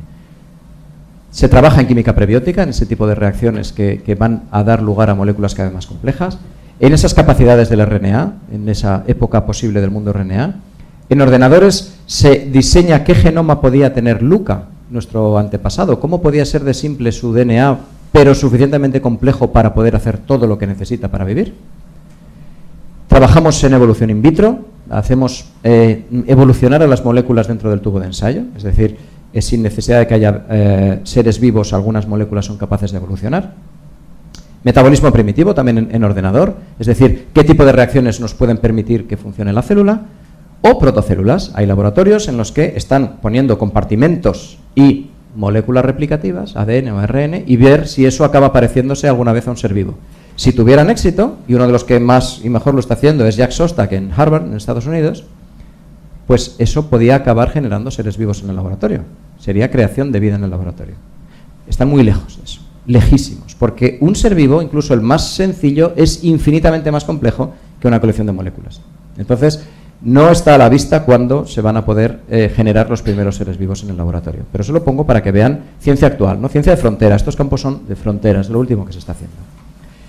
Si todo eso es coherente, ya estoy terminando, lógicamente, pues podemos tener un panorama en el que las moléculas al principio iban interaccionando entre sí, iban generando sistemas cada vez más complejos, llegaron a un momento, después de pasar una serie de filtros en los que muchos se van muriendo, como ven ustedes en este dibujo también de un artículo con mis amigos Kepa y Andrés, en el que ya aparece un CMR, eso quiere decir compartimento, metabolismo y replicación, lo que veíamos que nos parece fundamental para un ser vivo, y luego llegaríamos a Luca y luego ya el árbol de la vida. Dense cuenta cómo las raíces del árbol tienen mucha chicha, a lo mejor son más interesantes que las ramas del árbol, en eso estamos trabajando. Y si eso es verdad, esto no voy a contar nada, simplemente que lo vean, que hemos sido capaces poco a poco entre muchos científicos de ir rellenando esas etapas en el origen de la vida, ¿de acuerdo? Y en ese contexto nos imaginamos que los virus RNA surgieron en el momento en que el mundo RNA había generado células con RNA, empiezan a aparecer virus que intercambian información entre esas células de RNA. Y luego los virus DNA en el momento que ya tenemos células de DNA. Y desde entonces, virus y células estamos coevolucionando, evolucionando juntos desde hace al menos 3.700 millones de años. Eso es lo que ponía Darwin en sus árboles, ¿no?, evolutivos. I think. Es decir, yo pienso, yo creo. Todo lo que hacemos en ciencia lo tendríamos que poner encima, ¿verdad? I think. Porque eso es lo que nos dicen los datos, es lo que nos dice nuestro conocimiento científico, pero no tiene por qué ser la realidad. Otros van a probar si es cierto o no. Bueno, pensamos que eso tiene bastante consistencia. No hay nada de este posible esquema que vaya en contra de las pruebas, pero no tenemos ni idea de si realmente eso es lo que estuvo pasando en el tronco común del árbol de la vida. ¿De acuerdo? De hecho, si dejamos solo la escala de tiempos, el I think y Luca, nos podemos preguntar si hubo más de un origen, ¿verdad? Estamos hablando del origen de la vida, pero pudo ocurrir esto. Recuerden que nuestro planeta era un lugar con un montón de entornos, con muchos laboratorios en paralelo trabajando, y esa química que da lugar a la biología pudo originarse en distintos sitios, generar una cierta diversidad y luego desaparecer. Sabemos que todos los que estamos aquí, todos los seres vivos, somos herederos de Luca, del único origen que fue suficientemente robusto para permanecer y para resistir muchas presiones selectivas. Pero eso no quiere decir que no hubiera muchos más orígenes al principio, ¿vale? Esta es una foto también de la peli de ayer, del árbol de la vida de Terence Malick, ¿no? Si nos tumbáramos, esto ya es una metáfora llevada al extremo, ¿no? Nos tumbamos en ese suelo del origen de la vida, miramos para arriba, podemos ver muchos árboles, ¿no? Al final ha quedado solo el árbol que acaba en Luca y que acaba en nosotros. Y otra pregunta, ya estoy terminando evidentemente, ahora ya esta vez se parece más a la verdad que estoy terminando, si hubo tiempo suficiente. Porque estamos diciendo que más o menos la vida, esos cuadraditos amarillos, entre 3.850 y 3.500 millones de años. Esos son 350 millones de años. Claro, que si es tiempo suficiente, 350 millones de años. Pero es que es muy difícil hacer vida. Es que hay que pasar de la química, de unas cuantas, de un repertorio de moléculas, de una sopa primitiva, a seres capaces de reproducirse y evolucionar. Claro, esta es una pregunta que nos hacemos los científicos en este campo. Hay partidarios de que sí, que fue el tiempo suficiente. Que la biología tiene una cierta tendencia a originarse una vez que tenemos la química necesaria. Por lo tanto, bueno, pues rápidamente se genera biología y por supuesto que fue suficiente. Hay otros investigadores que dicen, no es suficiente, 350 millones de años no es suficiente. Entonces la vida nos tuvo que venir de fuera, porque es imposible que se formara en la Tierra, no hubo tiempo. Claro, la pregunta es, si vino de fuera, ¿de dónde vino? Eso lo dejamos para las preguntas, si tienen curiosidad. Pero bueno, esto es parte de los conflictos que tenemos en ciencia. Si se dan cuenta en esta charla, probablemente no les estoy dando ninguna respuesta, pero estoy haciendo que se planteen más preguntas. Y que todos nos planteemos preguntas más acotadas, lo que decía al principio. Tenemos muchos más criterios ahora, que sí, para saber qué preguntas son pertinentes y hasta dónde llega la duda que tenemos en distintos campos. Pues eso es el trabajo de los científicos. Entonces, en función de que sea muy probable que se origine la vida o sea muy improbable, si es muy improbable, si se originó por casualidad, como decía Jacques Monod en su famoso libro El azar y la necesidad, si es muy improbable, a lo mejor solo se originaba en la Tierra. Eso quiere decir que estamos solos en el cosmos. En cambio, si es muy probable, si la química tiene una cierta tendencia a generar biología, probablemente se haya originado en otros lugares del sistema solar, y aquí les pongo Marte, el satélite Europa, el satélite Titán o el planeta enano Ceres, y planetas extrasolares. Ya conocemos más de 4.100 planetas fuera del sistema solar. Si es muy probable que a partir de la química se origine la vida, a lo mejor todos esos sitios están llenos de vida. Y entonces estamos absolutamente rodeados de vida, pero no lo sabemos. ¿De acuerdo? Pues terminamos como hemos empezado, mirando al cielo, haciéndonos preguntas, haciéndonos las mismas preguntas que se hacía Aristóteles, pero ya con mucha más ciencia, ¿verdad? Con un poquito más de desarrollo de esas propias preguntas. Termino con dos frases de dos tocayos a los que admiro mucho. Esta ya la habíamos comentado, ¿verdad? Charles Darwin, cuando dijo: probablemente todos los seres orgánicos que alguna vez han vivido en esta Tierra han descendido de una forma de vida primordial. Y 130 años después, recuerden, se demostró que Luca había existido.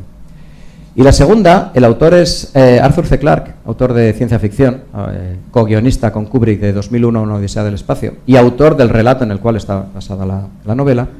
pero le gustaba mucho repetirla a Carl Sagan. De hecho, la popularizó Carl Sagan.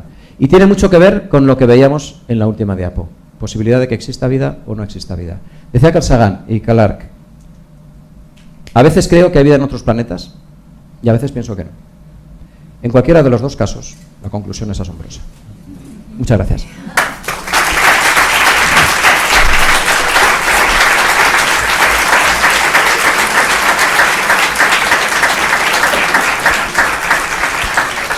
Gracias.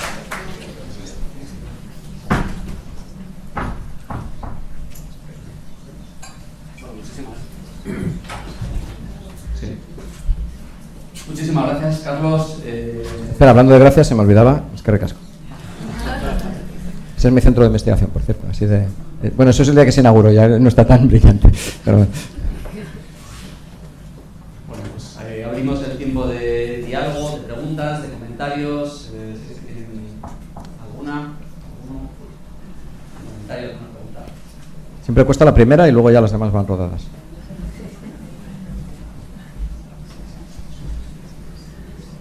Bueno, felicidades por la charla, primero. Gracias. Y a ver, me gustaría saber, a ver si se ha investigado algo más en el sorprendente azar, ¿no? Siempre he escuchado que en todo este proceso biológico que has contado en este rato, que hay muchísimo azar. ¿Habéis distinguido los científicos qué es lo que salió de chiripa, que el proceso podía haber quedado a medias y haber quedado en nada? ¿Habéis distinguido qué es lo que fue clave en todo este proceso de millones de años? Pues muy buena pregunta, realmente.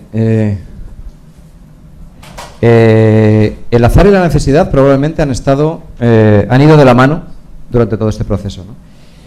Tendemos a pensar que cuanto más en la parte química estás, cuanto más a la izquierda de esa escala de tiempo, o cuanto más, voy a retomar el arbolito ese que hice con Kepa y Andrés, perdonad, pero así, ese, cuanto más abajo en este esquema, más necesidad, es decir, más determinismo químico. Si tú pones una sustancia y otra que son reactivas, se juntan y forman, ¿no? Tú pones agua y ácido cianhídrico y te forman formamida. Bueno, hay un cierto determinismo, hay una necesidad, porque la química te lleva a eso. Cuanto más hacia arriba, van apareciendo elementos de azar.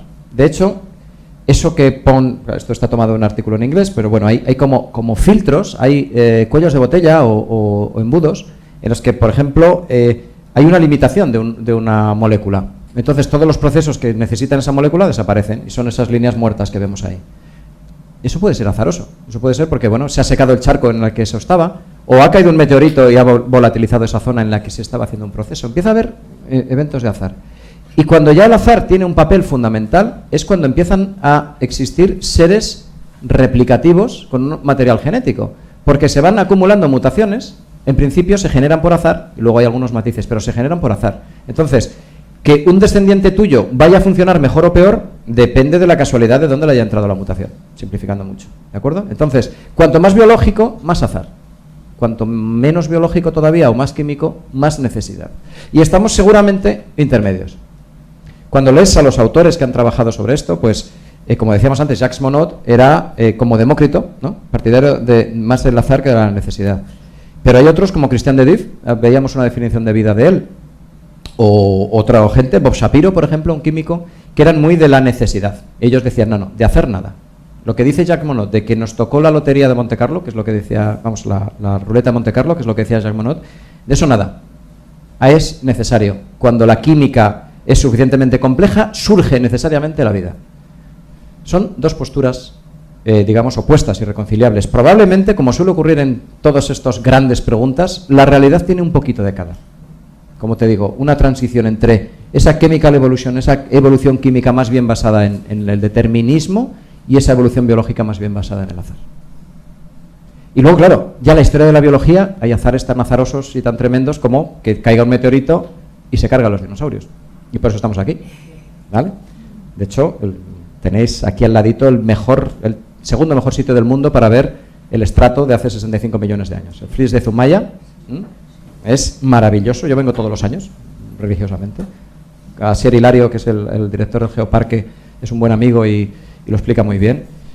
Y el Flis de Zumaya, los que no hayáis estado ahí, por favor, que lo tenéis aquí, es una buena parte de la historia geológica de este planeta, contada estrato a estrato, o sea, es un libro abierto de geología, y entre otras cosas tiene una bandita que corresponde a el momento, la época en la que cayó el famoso meteorito de Chicxulub, que hizo, entre otras muchas cosas, desaparecer a los dinosaurios y a otros seres maravillosos como los trilobites, ¿no? Los amonites también. Y, claro, gracias a eso, los mamíferos salimos de nuestras cuevecitas y pasamos de este tamaño a los mamíferos que hay hoy en día. Eso es azar. O sea, ese meteorito nos dio, hombre, si quieres determinismo, porque ya una vez que estás gravitacionalmente cerca de la Tierra caes, ¿no? Pero llegó aquí por azar. Si no hubiera caído ese meteorito, no estaríamos aquí seguro. Habría evolucionado la vida de otra forma, pero eso es muy absolutamente improbable que esos pequeños mamíferos chiquitines que habían en aquella época hubieran dado lugar a lo que hoy somos. Probablemente habrían sido presas de los dinosaurios.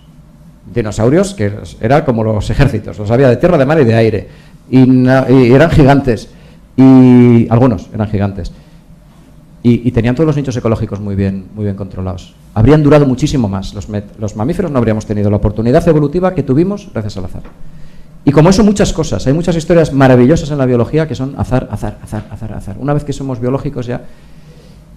Y hay la transición, como te decía. Más preguntas. Las preguntas se pueden hacer por azar o por necesidad también.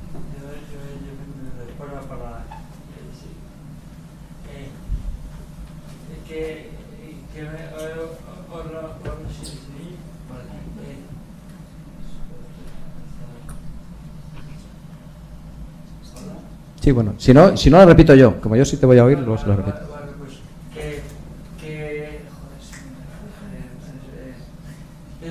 Tú has hablado que cuando surge el agua surge la química, eso me ha parecido. Pero el agua no es química ya, porque el agua es Sí, claro. Digamos, no, está muy bien tu pregunta, no es que si lo he dicho así es un poco incorrecto, ¿eh? No es que surja la química. Sí, no, puede ser que me he emocionado con el agua y lo he dicho así.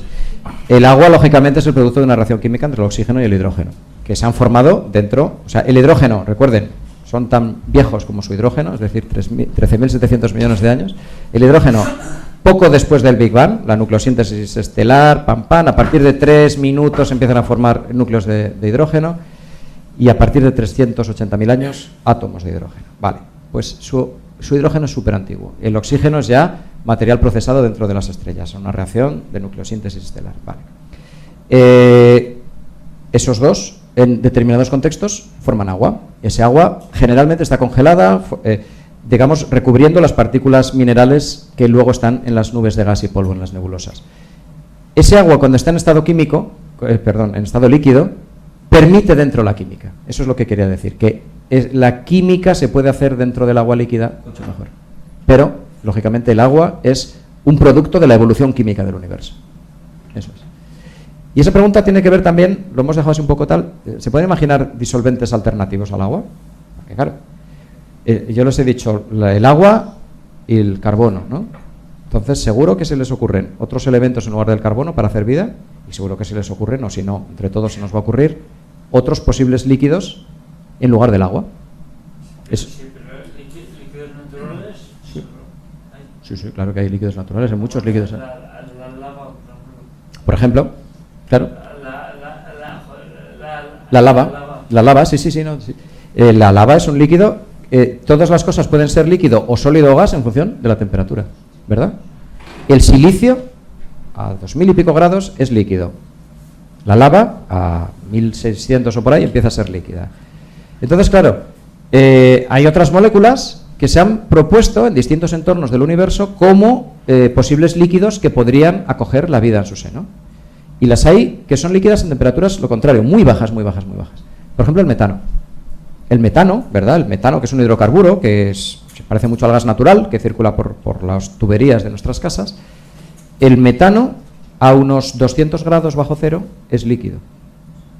Fíjense qué frío tiene que estar el metano para ser líquido, si no es gas, lógicamente. De hecho, metano, etano, nitrógeno, estas cosas las usamos en los laboratorios en estado líquido para enfriar.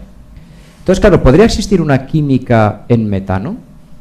Pues podríamos decir, joder, eso es muy frío, ¿no? ¿Dónde va a hacer tanto frío? Pues hay un lugar en el sistema solar estupendo que es Titán. Titán es un satélite de Saturno, maravilloso, maravillosísimo. Es el único satélite que tiene atmósfera, por cierto, otro dato, ya van 4 o 5 datos tontos, ¿no? Pues el único satélite del sistema solar que tiene una atmósfera importante es Titán. No sé si está en el trivial, pero eso es una pregunta que... Titán tiene una atmósfera súper compacta, muy, muy densa. Y hace un frío de la leche. Hace en torno a 180 grados bajo cero.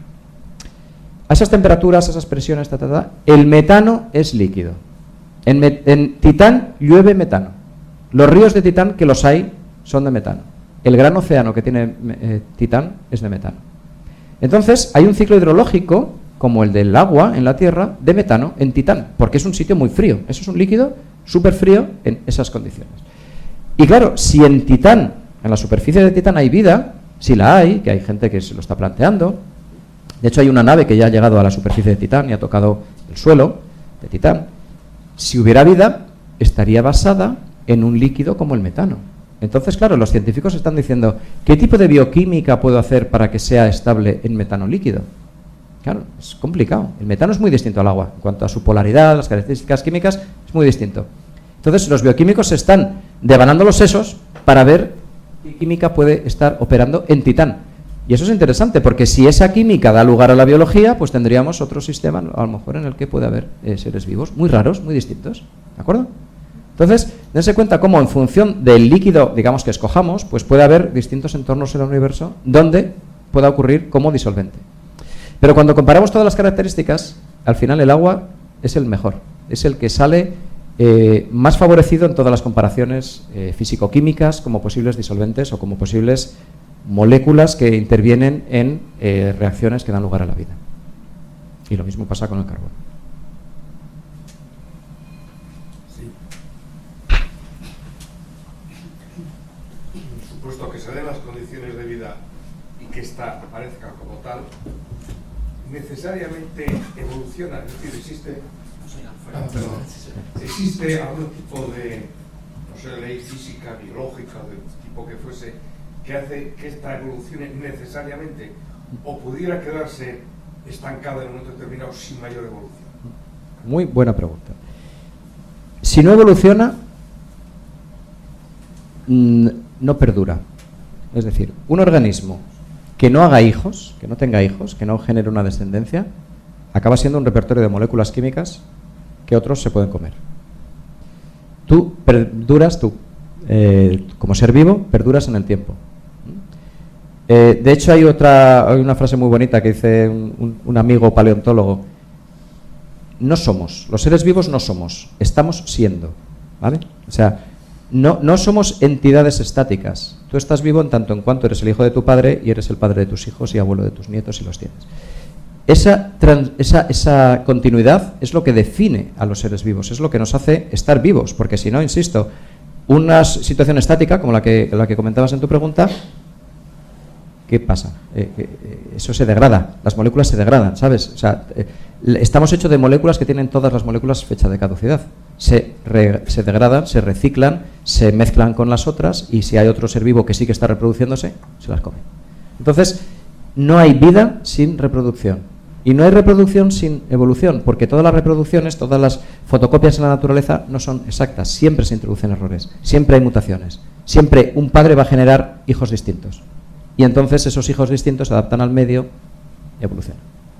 Por lo tanto, asumimos que, como decía Dobzhansky, todo lo que tiene sentido en biología es a la luz de la evolución. Y que la vida es vida porque evoluciona.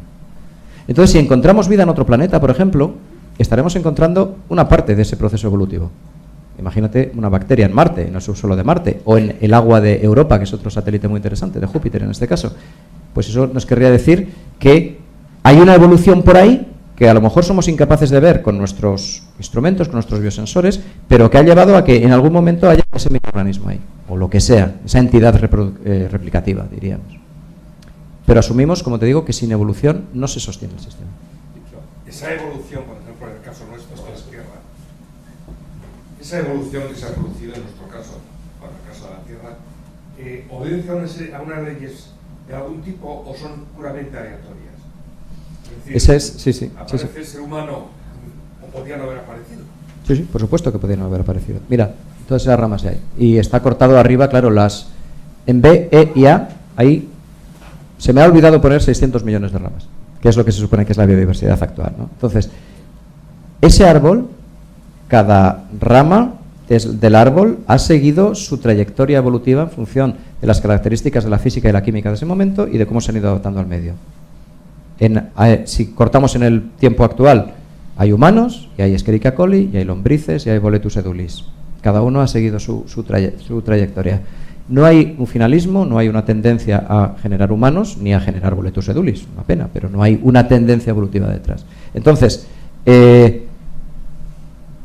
la evolución en la Tierra, digamos que se ha producido a partir de las características físicas y químicas que ha tenido la Tierra en cada momento, y en función de eso, sin una ley física detrás potente, o sea, muchas veces a mis colegas físicos, cuando hablamos de estos temas, les inquieta un poco el hecho de que la biología no se puede reducir a ecuaciones.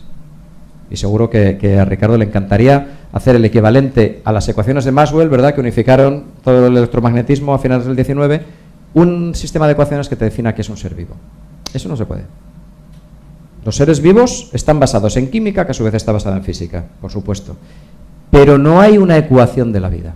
No hay algo que tú digas, cuando esto se cumple, hay un ser vivo. Lo que se cumple es una replicación con mutación y con capacidad evolutiva. Eso tampoco, digamos, trasladable a una ecuación.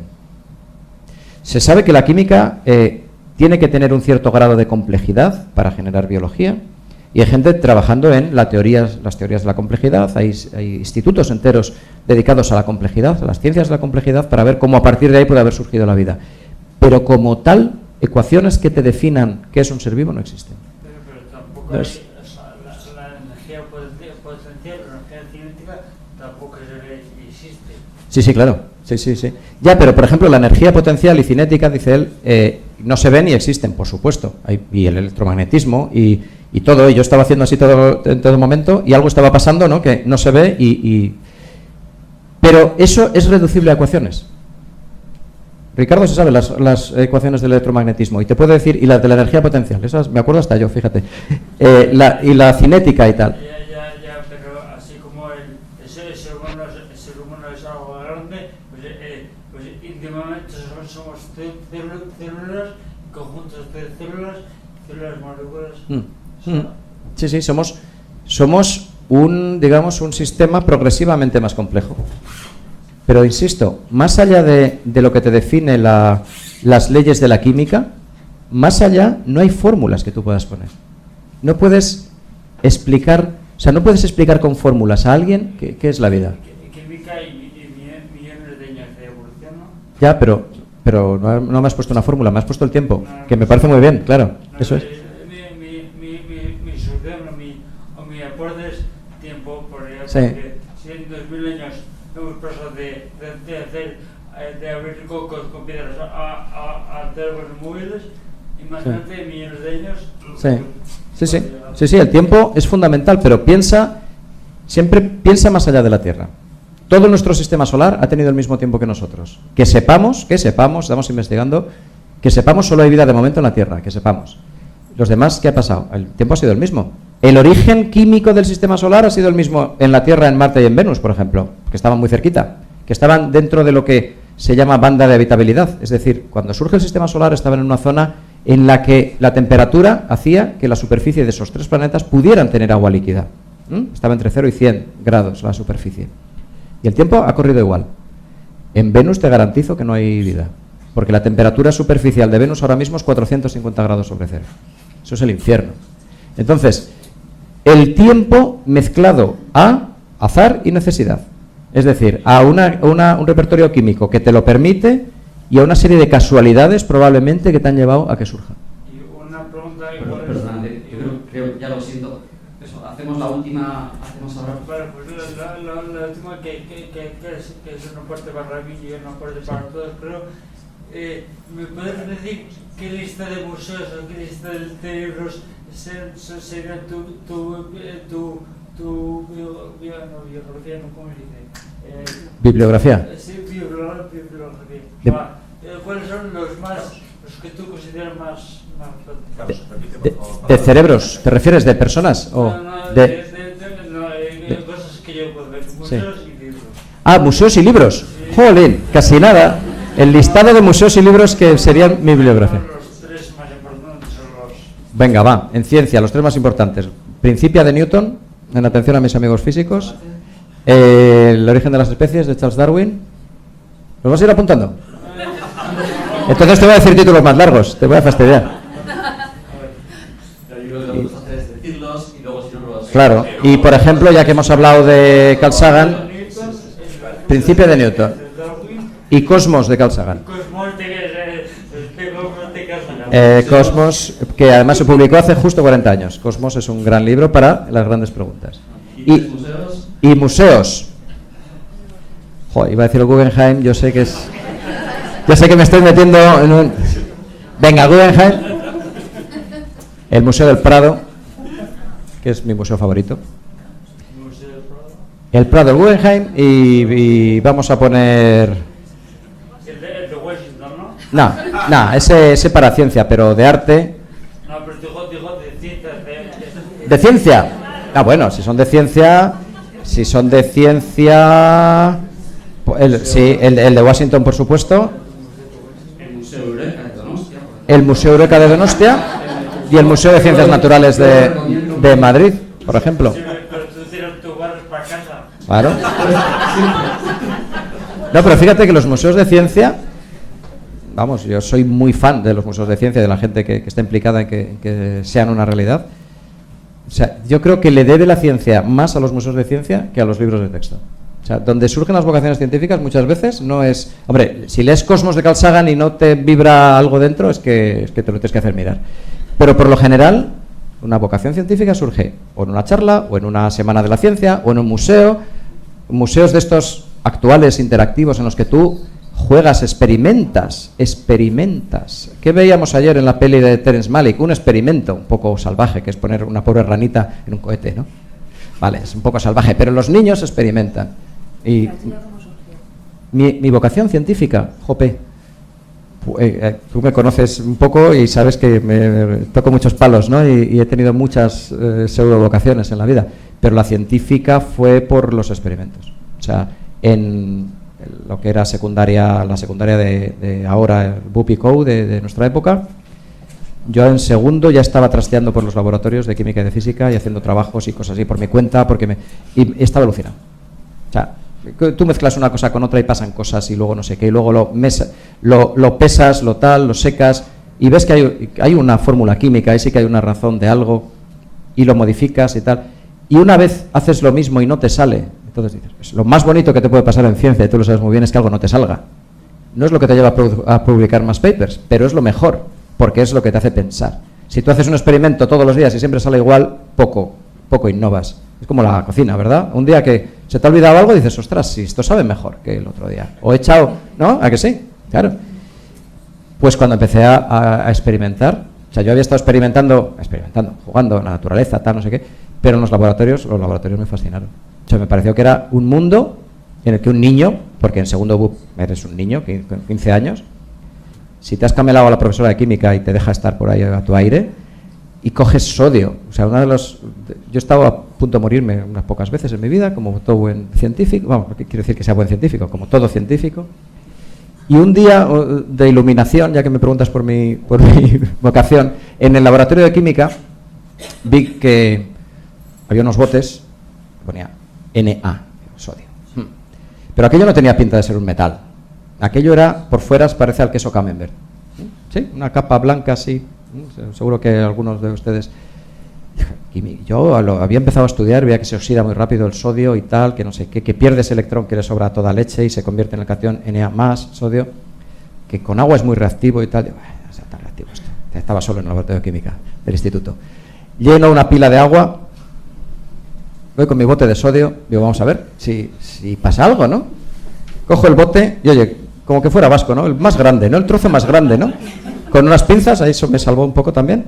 Cogí un trozo de sodio que por fuera, insisto, es como el queso Camembert, una capa blanca que es un protector para que no se oxide, para que no reaccione con el oxígeno atmosférico. Pero yo, pobre de mí, no tenía ni idea de lo que era eso. Lo echo ahí y me pongo así en la pila. Y claro, el trozo de sodio va perdiendo su protección y empieza a reaccionar con el agua. Y empezó a dar vueltas en el agua, como a burbujear. Digo, joder, qué chulo es esto. Y me volví para coger no sé qué y en ese momento hizo ¡pum! Pegó una explosión. Claro, todo el sodio entró en contacto con el agua de golpe y era un trozo grande. Hizo ¡pua! Bueno, se vaporizó el agua. Yo miré al techo y estaba todo lleno de cristalitos de sodio clavados en el techo del laboratorio de química. Y mi corazón a 400, claro. Y las piernas temblando y tal. Y yo pensando en mi profesora de química, digo, se va a enterar. Se va a enterar seguro, porque además es un techo altísimo que no hay opción de subir a quitar el sodio. Y digo, si llego a estar mirando todavía, me quema o me mata. Entonces yo apunté en un papelito, no he hecho sodio al agua nunca, ¿no? Pero luego, claro, luego ya vas sabiendo más química. Y ya hay cosas parecidas al sodio que molan más, como el magnesio.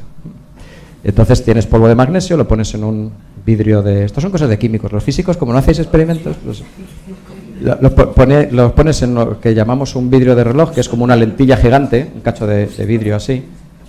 Pones polvo de magnesio, lo dejas en el suelo y echas una cerillita.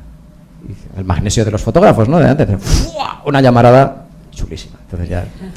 No, pues haciendo experimentos. Haciendo experimentos es como dije, joder, mi vida tiene que ser la química.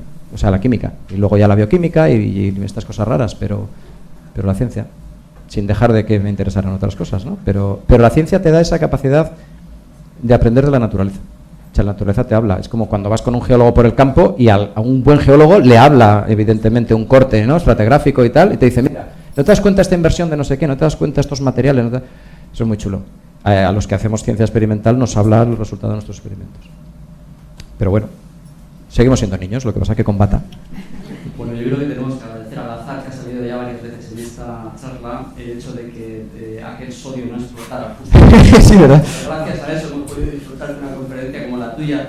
Yo sé que tanto el tema como la exposición son tan fascinantes que podríamos estar aquí mucho tiempo, pero yo creo que por desgracia tenemos que parar. Hay que dedicarse al metabolismo, ¿no? Ya es un momento bueno para el metabolismo también. Y yo solo espero también que esta... Muy breve. Ay. Me parece muy bien, no le hagáis ni caso que...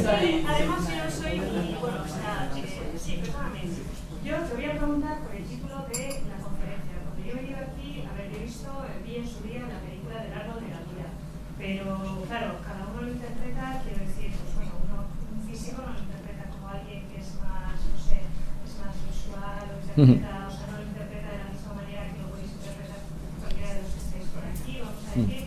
Entonces, yo cuando he ido a esta conferencia, el origen de la vida, las raíces del árbol, vale, supongo es una metáfora, sin más. Claro.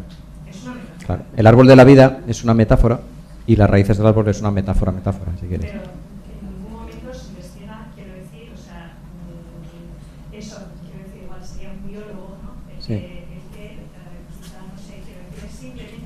Es una metáfora. El propio árbol de la vida es una metáfora que nos habla de la diversificación. Entonces, el origen de la vida, como mostraba en una de las diapos, es las raíces de ese árbol. Es como empieza el árbol metafórico de la vida a crecer.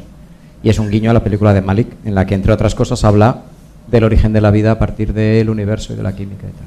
Entonces, pero es cierto que la película de Malick, ayer lo estuvimos comentando en la sesión, es poliédrica, es hipnótica, como tú bien decías. Es muy visual, es muy plástica, es muy poética, es muy trascendente, es muchas cosas, tiene muchísimas lecturas. Y bueno, ayer estuvimos explorando algunas y mañana supongo que en Bilbao, en el Museo de Bellas Artes, seguiremos hablando del árbol de la vida, ¿no? Pero sí que es cierto que es una metáfora, es una bonita metáfora.